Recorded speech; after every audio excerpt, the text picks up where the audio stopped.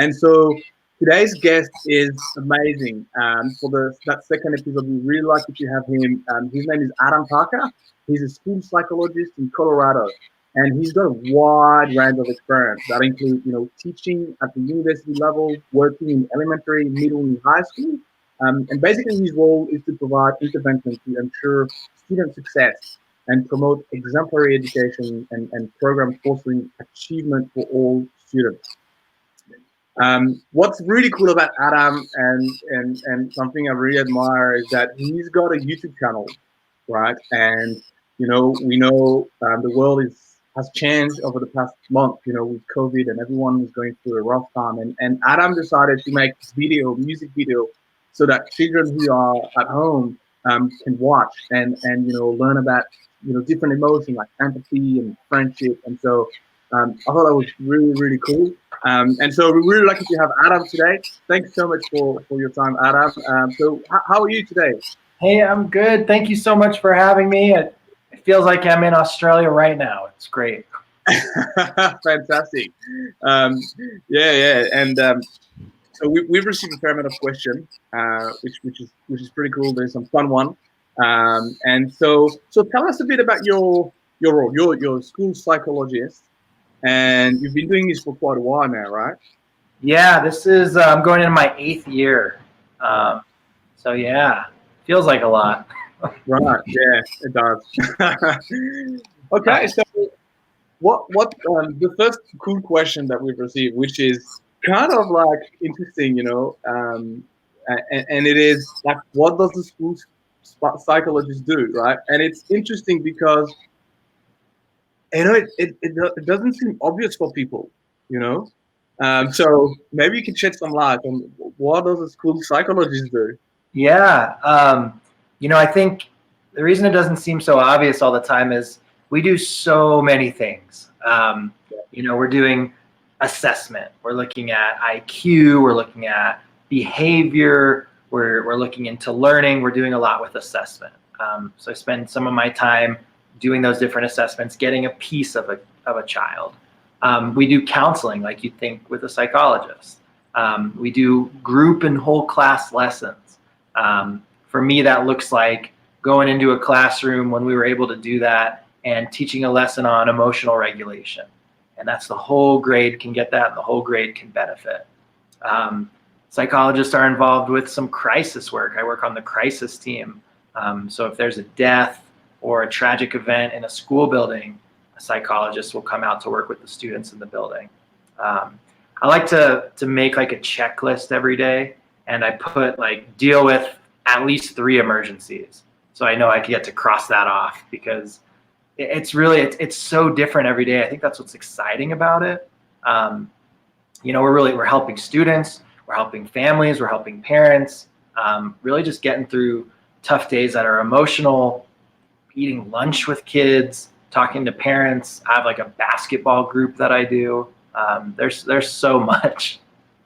Wow. So that's crazy. I've never thought of, and it's true, people don't think about this, but, when there is very tough situation, you guys are here to handle it and make sure that the emotional impact is mitigated in some way. That's really cool. Yeah.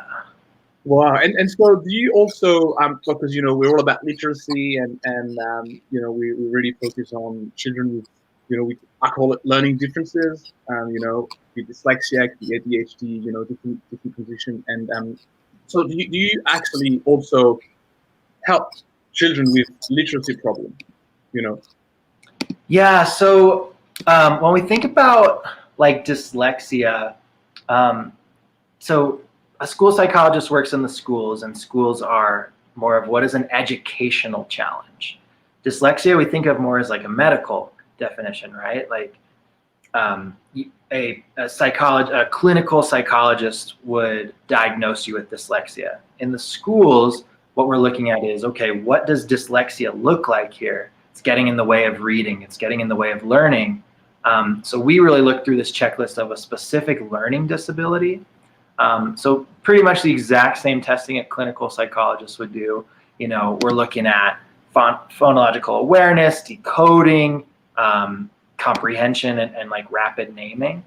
but we're just figuring out, okay, dyslexia, here it is. It's that learning disability. Now, how can I help it in school, right? And so we have our special education teachers working with like Orton Gillingham. Are you familiar with that program? Okay, perfect. Just different ways of learning when dyslexia really interferes with reading.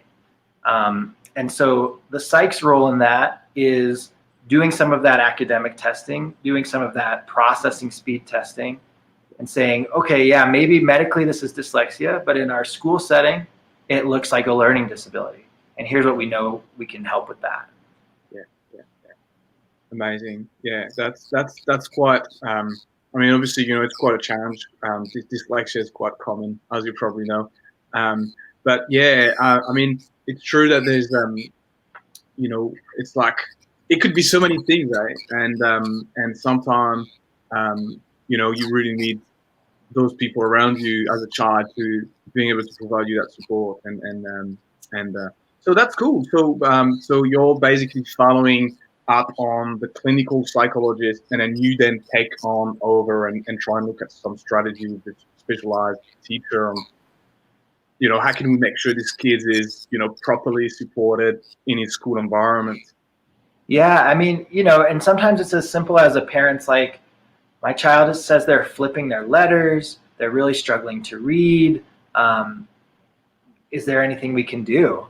And so we'll go into that special education process, and we'll put some interventions in place. If interventions aren't working, then we'll get a little bit deeper. But yeah, exactly that, just supporting the kid. Amazing. And so, I mean, you would have seen so many things, as a school psychologist, and so, like, what is the most common struggle that a child encounter in school, in your experience?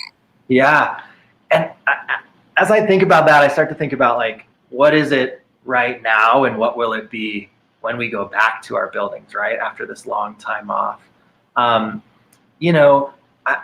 I see a lot of like anxiety, depression, just really struggling to make friends or handle our emotions.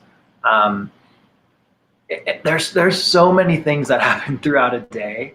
What I think is cool about having a school psychologist in your building is it gives you the space to talk, right? It's a safe space. It's a place that you can just go, and it could be as little as like, oh, like Jonathan wouldn't share the ball with me and I'm really upset about it, to this thing is going on at home and I haven't told anybody, to just so many different things. I like to think like people pay to go see a psychologist, right? And that can be pretty expensive. And to get one in your school building, it's like this wonderful luxury of anytime you need to check in, there's the school psychologist there to help. Yeah. And we need more of you guys. That's for sure. So from what I can hear from what you said, it's not about a struggle. It's more about the emotion. It's very like there's a lot of emotion, like anxiety and that sort of thing that raise up, regardless of the cause of it, because it seems that it can be obviously different cause. Something at home or something in school with your classmate. But it seems that it's more about the emotional aspect of how you could sort of analyze this emotion and try and mitigate and empower that child to, Yeah, I would say that sums it up pretty well. I mean, obviously there's teachers to help with that academic piece, and as a psychologist we do some consultation with teachers, but really I feel like that role is just how do we handle our emotions, because we're not going to get any learning done if our emotions aren't being handled. Yeah. Talking about emotion, how can we build or charge confidence? We have a lot of parents who are listening to this, and I'm sure they would love to hear that from you. How can I get my child confidence up? What are the things I can do? Give me some tips and tricks, right? Yeah. I mean, okay, the first thing is really just giving praise for the attempt, right? Just because it wasn't perfect, just because it wasn't maybe even right, at least your child is trying. And that's really what matters. A lot of people are afraid of failure and won't even try, right? And then we get stuck in this cycle of, I can't even do math, I'm not good at it, so I'm just not even gonna try, right? And so that first step, I really like to just praise, hey, you gave it a shot. That's awesome, you know? Was it Michael Jordan who said you miss 100% of the shots you don't take, or Wayne Gretzky maybe? And I really believe that if you don't try, Yes. then how could you ever achieve it? And you're going to have to fail sometimes when you try. I also like to use disclosure. So talk about myself and some things that I've tried and maybe failed at, and even try and get some advice from the student or my child, right? Oh man, today I was sitting in traffic and somebody cut me off and I was so angry, and what could I do? And then have your child offer some advice. Oh, well, that's okay. You'll still make it there. And you take a deep breath and you put some music on. Really, really making yourself as the adult look human, right? It's okay to make mistakes, and that's fine. That's part of life. Absolutely. So yeah, I like that. So basically, it's a two-step process where you need to make sure you encourage your kids, regardless of, make sure you acknowledge the fact that trying is already doing, and doing is good, regardless of failing or success, it's still a good thing to be able to try. And then the second thing from what I get from you is make sure you look vulnerable in some way, because we all make mistakes, even adults. And so by disclosing those kind of things to children, saying, hey, me too, I did this, at school or whatever, then it feels like the child feel connected and not distant to, the adult in some way, where, oh, the adult is perfect, they never make mistake, like dad and mom never do anything wrong and I do everything right, everything wrong. Right, exactly. I mean, to me, a mistake is just like a building block, right? If everyone on their first try did it perfect, that would be pretty boring. But that's not what happens. Yeah, I was thinking, yeah, definitely. Yeah. That's a good way of thinking of it. Yeah. It's like, it's a building block. It'd be very boring if we nail everything the first time. Like, right. What's next, right? Right. Yeah. And so, when you go through a situation at school and, you're trying to support a child and in the school environment, are parents involved in this, or are they not, or it really depends on the situation? How does that look like in terms of your work? Yeah, I mean, it definitely can depend on the situation. If a child's coming to me and they're like, oh, I'm having some drama with my friends, can you help me through it? They're calling me names, I'm calling them names. We can handle it in the building. When we think about therapy, though, it is this whole approach, right? If a kid's feeling anxious, right, they come to me and they say, Mr. Parker, I'm feeling super anxious. I'm nervous about my tests. I'm nervous about going to 6th grade. I'm nervous about whatever. We can come up with strategies, and that's wonderful. And then we really want to get that supported at home too. And so checking in with parents then of, hey, here's some strategies we came up with for dealing with this anxiety. I'm going to have your child practice these at school. Could you have them practice them at home? So we really want everybody involved. So I mean, a lot of times it's just we're sitting down, psychologist to child, talking about it, bringing parents in a little bit later. If it's something bigger, occasionally in my role, we'll do like a suicide risk assessment. Child's feeling like they might want to hurt themselves, feeling like they don't want to be alive anymore. Really getting the parents involved with, hey, this is a bigger problem. Let's figure out next steps, rather than just talking with a student and sending them home. We're gonna work through that together as a family, right? Yeah. Wow. It feels like a very tough job sometimes. Yeah, I mean, I just, when I was in school, I don't remember psychologists being so like present in the building. And yeah, I mean, there is a lot of crummy stuff that goes on in everybody's lives, right? And I'm thinking about what next year will be like from a mental health perspective, and how great it's going to be to have a psychologist in the building to handle a lot of that stuff that's going to come in. Oh my God. Yeah, 100% true. Like, we're going through a very unique moment in history, I think. Yeah. Yeah. And so, for parents out there, again, if their child goes to like school, what can parents do to make them feel better? Like, is there some things that a parent can do to just make their child feel better? I can picture like parent when the kid wake up, cry, doesn't want to go to school. I was like that when I was a kid. I was really really hurt with school. So I was dyslexic and dysgraphic. So when I went to primary school, I couldn't read and write, and Right.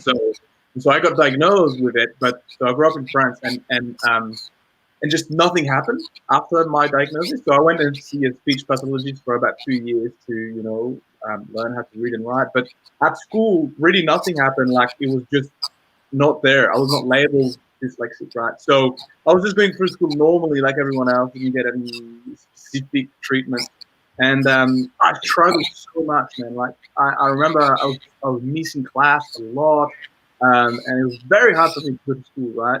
And so I can picture those kids having the same reaction, right? Really don't want to go to school. It's very hard, or whatever the feeling is.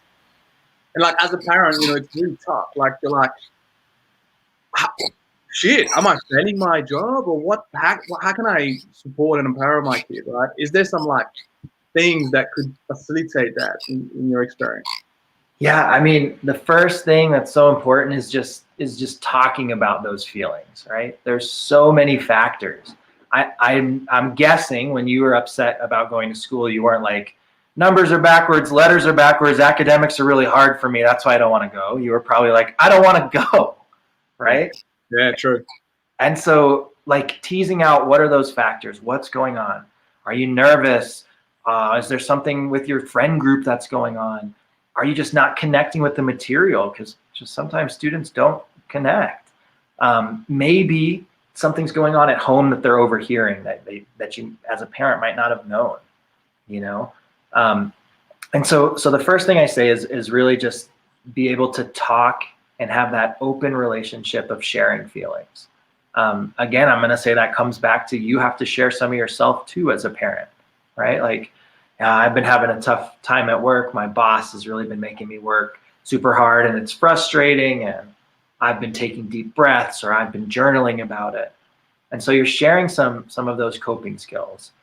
But yeah, I mean, there's so many things that can get in the way of a student really reaching their full potential. And so to me, the most important first step is just talking about what's going on. A lot of times a kid will come home, get on their phone, and that's it. They're gone. And you don't know what went on at school, but then they're upset about it. Yeah. And, as parents, we can be busy too. And so just carving out time, I've done some therapy with families and it's been like, okay, from 6 to 8, nobody's on their phone. You're eating dinner together, you're playing games together, you're talking, whatever. Yeah. And so, yeah, I mean, I just think getting feelings out and talking about them and not holding things in is such an important piece. Yeah. Yeah. So what I feel from what you're saying is that it's really, really about communication, and like human to human communication, not a text message, not a phone call. It's like, I need to see you and we need to talk. Um, and Yeah. I feel that it's very true. When you're, even in a relationship, this sort of thing. It's like, if communication is not there, then your chance of failure is very high, right? Yeah.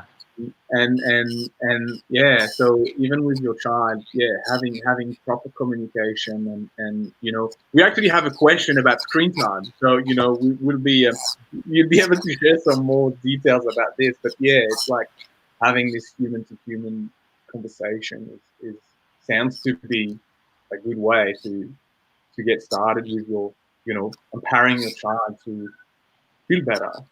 Definitely. And I think, like, right now we're in this strange situation where we can't be person to person. But things like Zoom, like this, where we're able to still see some body language. There's a lot of difference between my day was fine, right? And my day was fine. like even just that crossed arm and that tone of voice, you can't pick that up on the phone. You wouldn't see I was doing this on the phone. Yeah, yeah, that's very true. Yeah, yeah. And so in the US, I'm not familiar with. I've never been to the US. I was meant to go this year, but obviously a pandemic happened in between. But I hope I could visit very shortly. But so in the US, do every school have a school psychologist, or it depends? Yeah. Okay. So the goal, so like the district that I'm in, is to have one mental health person at an elementary level, so K through 5, two at a middle school level, 6 through 8, and 3 in a high school level. So that could look like, that could be a social worker or a psychologist, but the idea is people with a similar skill set being present.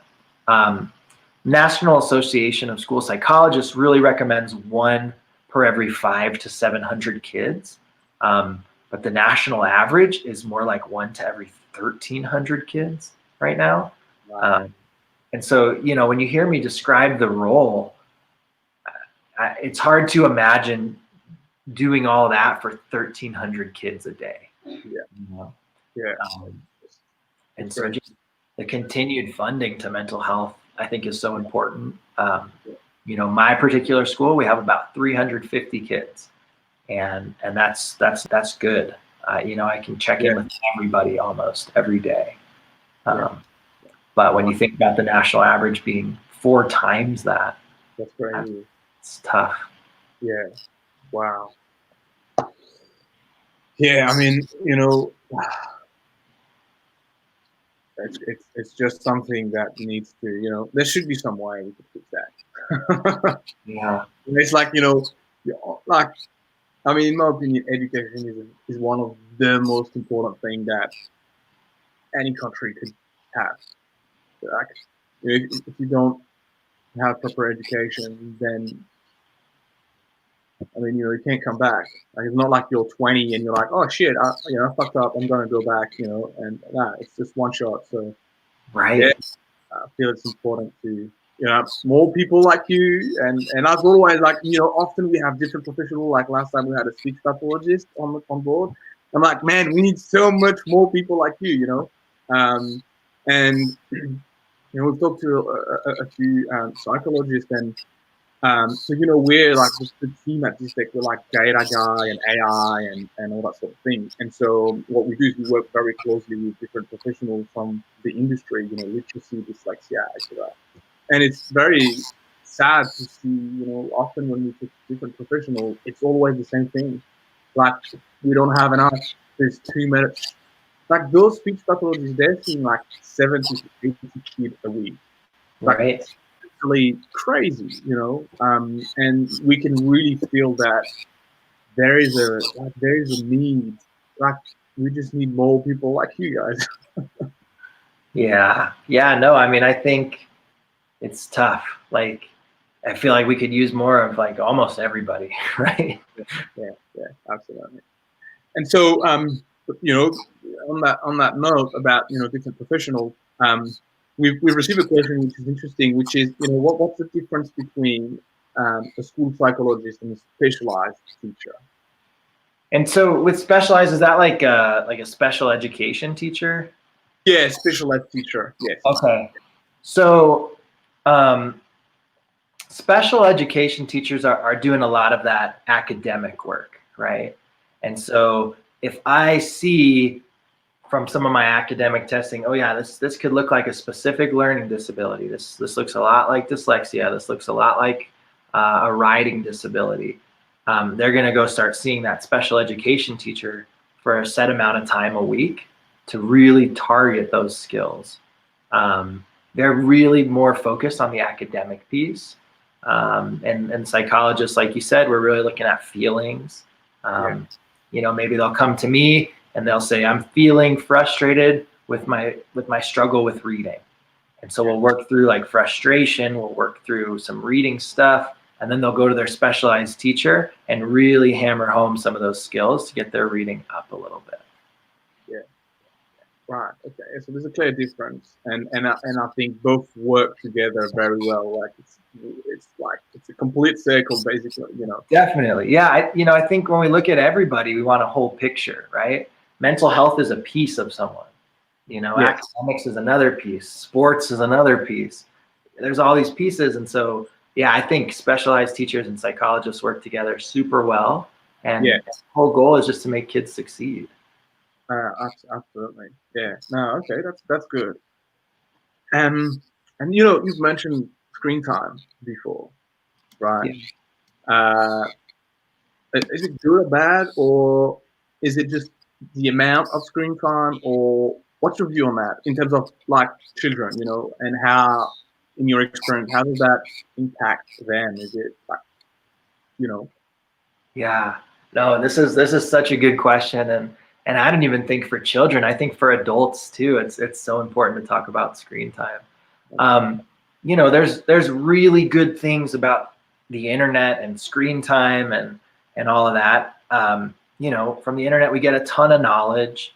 We can connect with people that we might not have connected with. We connected through the internet, right? That wouldn't have happened. I wasn't just in Australia a few months ago. So it does open this world to open us to a lot of things we might not be able to experience. Um, you know, when we think about the bad though, so that's all the good, right? We can connect yeah, with people we might have never met. Um, I've been doing those videos, and mental health has been able to look really different because of screens.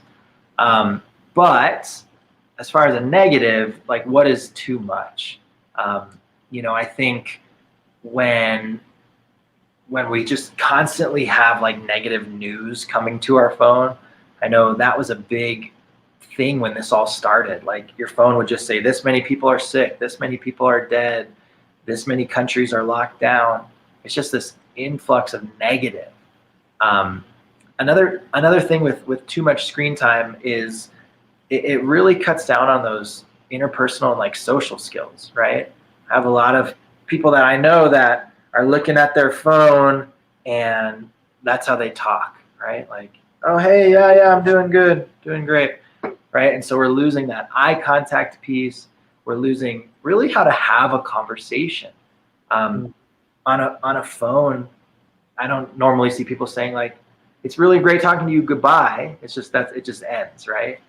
And then when that comes into person, it's like, well, this has been really fun. Goodbye. Or is someone just going to walk away from the conversation? yeah, You know, yeah, the other really big thing I see sometimes is people almost using technology as like a pacifier for their child, right? I need yeah. some time. Take this tablet, and I just need Yeah. space, right? Okay. Yes. I know, like for me as a kid, I was sitting in the shopping cart when we were going grocery shopping, reading the titles of everything, saying hi to everybody, just really growing social skills. Uh, I see a lot of kids who are just face down in a tablet now, missing out on vocabulary, missing out on social interactions. So yeah, I think it can be really negative. There are some great things about it. I was talking with my cousin the other day, and he said what he's noticing is parents who are often on their screens, their children are as well, and it's really hard to be like, yeah, get off your phone, while you're on your phone, right? Absolutely. Yeah. Yeah. So I Yeah. don't. That's a big long answer, but what do you think about all that? What do you think about screen? Yeah. Look, I think, I mean, everything that you said felt like it does make sense. I don't have a view on it because I haven't thought about it enough. But what I know, and me personally, what I do is like when I have a meeting with someone, I would not have my phone on the table and it would be on silence. Because even like I feel like even if even if you put your phone on the table and like you turn it around, so the screen faces down, there is still another point of communication that's there, right? And so it it feels like you're not present. And for me, It's very important to just be present, and being present means just you feel when someone when what I mean by this is like when you have someone who's listening to you and someone who's just listening, Right. right? You can feel that difference, right? It's not tangible, but you can literally feel if that person is really actually present and listening to what you're saying or not. And so, what I really do all the time is when we have meeting, I've never have my phone out, just because it feels like there's this unconscious thing about it. It's like a voodoo kind of thing, you check it there, and then it's like Yeah. the room is sort of like, oh my god, let's there's some element that shouldn't be there, right? And so that's how I feel about it. In terms of like, is it good? Is it bad? Um, I'm biased because um, everything I learn is on YouTube, True. but um, but I can certainly see where it could have very very negative impact, right? Like you said, bad news all the time, and bad news is the news. Like news, like bad news. Why? Because it's just people like watching bad stuff, right? And then it's rare when you have like just a full news briefing about good stuff, right? Every now and then you're like, wow, SpaceX sent like people so it's great, but that's like what every 4 months or something. So Right. Right. um, yeah, look, um, I think technology is the way forward. We have it enabled us to do crazy things. I mean, you're in the US, I'm in Australia. It's like the morning, it's the evening for you. We're having this conversation. That's amazing, but yeah, there's the pros and cons, I guess. Yeah. I mean, and I definitely agree with like learning things through YouTube. Like Mm. I'm doing things around my house I wouldn't know how to do if I didn't look them up. I've had students who really struggle with social interactions, but can connect with somebody through their headset talking through a game.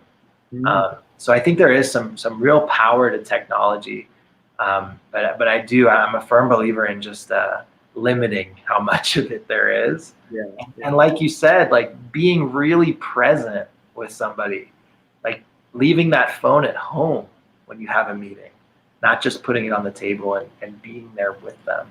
I yeah, totally agree with that. absolutely. And you just brought something up that come back to my memory, and it's happened to me recently, right? And this is where I feel like the danger is in YouTube specifically, right?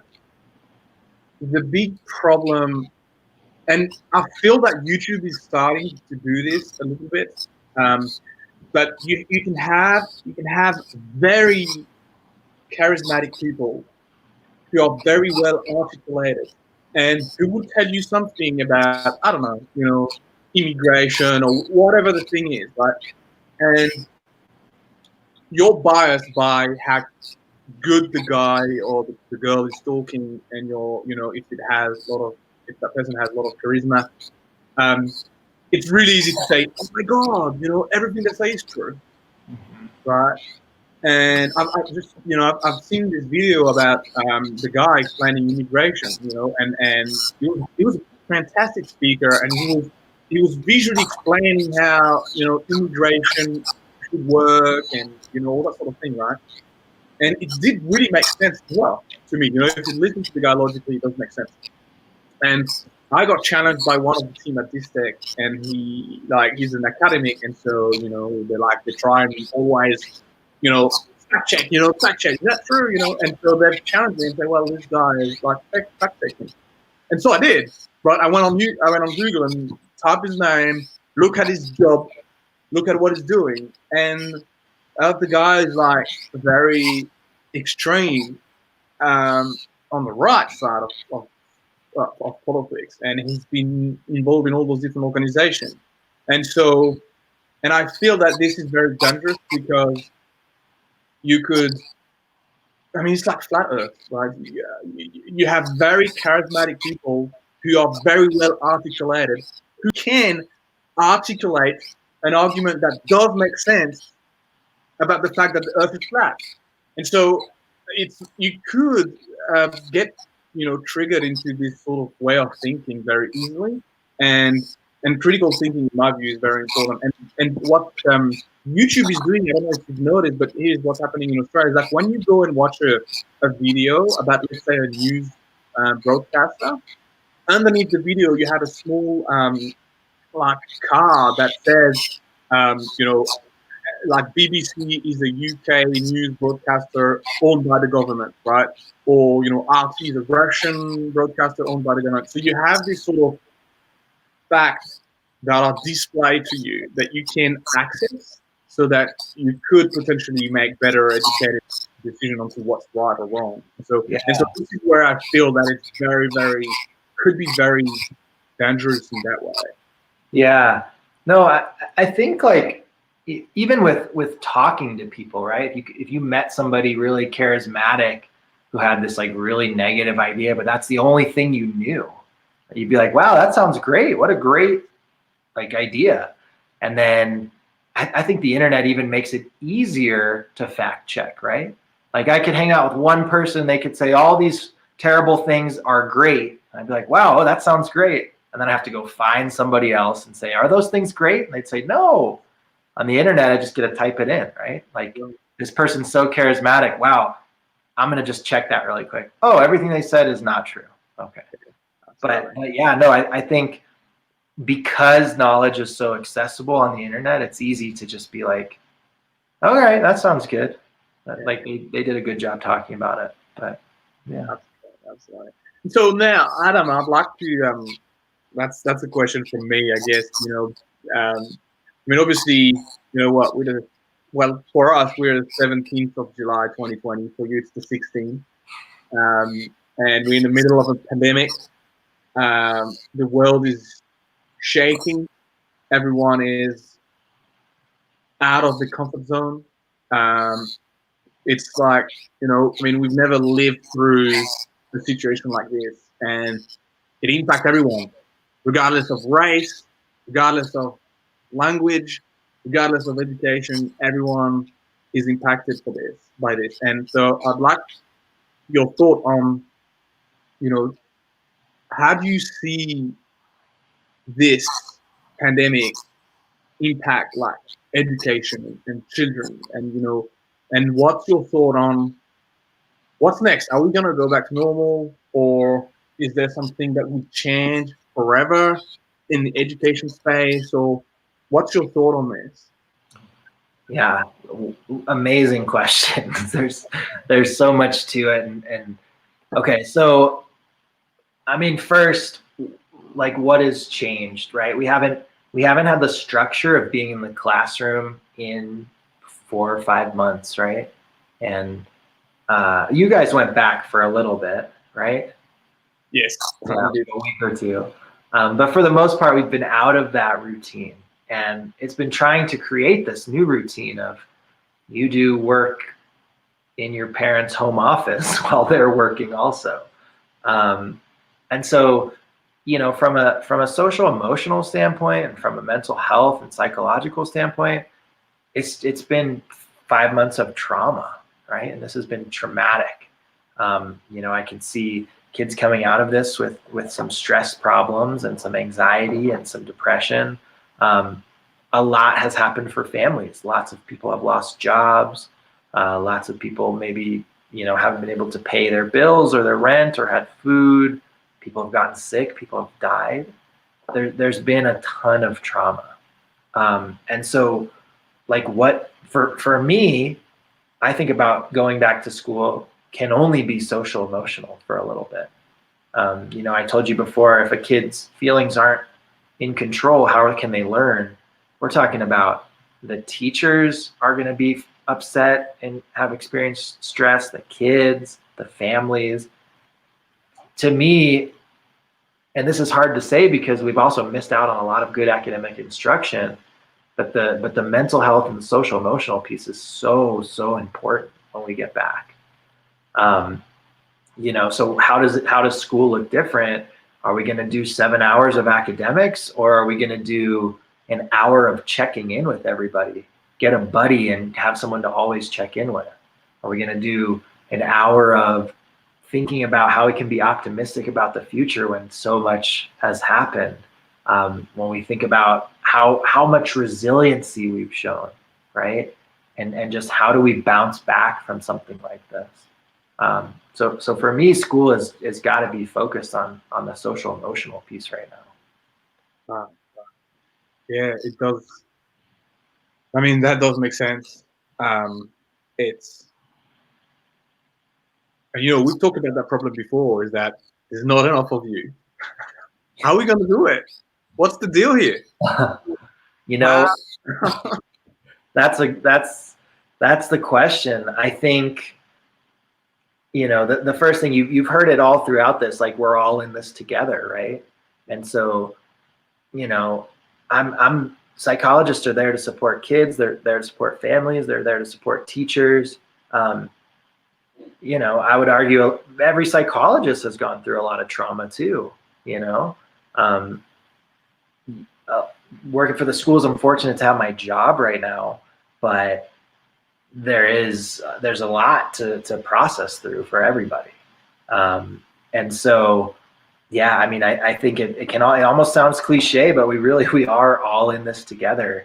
And it takes, like I've talked about before, saying, wow, here's like a really tough day I had when I was in my house for the 111th day without leaving.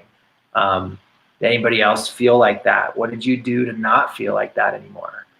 Did you play guitar? Did you go outside and bounce the ball in the front yard? So yeah, I mean, I think that's all we can do. We can work together and get through this together. yeah, yeah. And I think that's a great perspective on things. And but obviously now on the positive side, I mean, I want to. That's a bit of a segue, but I want to talk about what you're doing and what you've. I mean, am I right by saying that you started making this video when COVID happened? Right. Or Yeah. and so like, if you can tell people what you're doing, and because that's not your job. I mean, it's your mission, I guess, as a psychologist. But you know, it's not your job. I'm assuming that you know it's something that you do as a hobby. And I mean, you've had. I mean, I've seen your post on LinkedIn. Was it yesterday or about the story of that person who contacted you? I mean, this is crazy. Like, if you can tell people what you're doing and just you know give them the info about what you're doing and how it all started. I mean, you know, it's really cool. Sure. So yeah, so what I did is I created a YouTube channel, and I'd give short little like 5-6 minute social emotional lessons, and then at the end I would write a song about the lesson to just really tie it in and just make it memorable. So yeah, that first week when we went on lockdown, normally I work a lot, like at a couple different jobs. Like you said, I teach at the university. I'm working at the schools. I'm doing some other things. I'm teaching music. So when the world really shut down, I was like, man, what can I do? How can I bide my time? So I just sat outside and just, I was like, okay, empathy would be a good topic to cover right now. And did a little lesson on empathy, sang about empathy, and then continued to make 5 videos a week for 9 weeks. And yeah, I mean, the response was really cool. It started out really just for my students at my school. And then it turned into this huge thing of people were commenting on the videos from South Africa, from New Zealand, from England, and just saying, wow, we really connect with this, or could you do this topic next? And so yeah, it's been a super fun project. I told the kids I would do it until the end of the year. It was hard to write like 50 songs, but Yeah. yeah, it was a blast. And I don't know, I felt like kids needed something that wasn't the negative news and everything that was going on. And yeah, that's really where it came from. Wow, that's really cool. I'm really impressed by that. That's you know, I feel that this could help a lot of people. You know, and I've seen a few of your video, and it's like it's really, and it's perfect for children, But I feel that some parent may be using this as well. You know, it could also be something really sort of relaxing in some way, and just chill and listen to what you're saying about different stuff like empathy and stuff like that. So Yeah. crazy Yeah, stuff. I mean, definitely parents have written and been like, wow, I really used the coping skills week or the anger one. So I was thinking about, like, when I was talking about tech being like a pacifier, and if this is going to be a pacifier for kids, I wanted it to really be important, like meaningful. And so, okay, if your parent's going to plop you in front of a tablet for 10 minutes, Yeah. I hope you get to learn a little bit about yoga and watch me try and stretch and do yoga and sing a song. Yeah. Wow. So Adam, I've put your YouTube channel just before there so people can access it. But where can people find you? Where can people reach out to you? Where should they go to? Yeah, so I mean, the YouTube's great. I made a web page that houses it, and it's just MrParkersLessons.com. All really just, yeah, MrParkersLessons.com. My email's on there. There's a phone number. Yeah, I'm always open to answer questions, and this has been great. Just getting to hear all these different questions from people, and it's been amazing. Amazing. Great. So yeah, I would put some of the reference that we've all discussed directly in the blog post. And again, Adam, thank you so much for your time. If anyone want to check out Ask the Speechy series, we're trying to do this every month. You can find it on dystech.com.au/askaspeechy.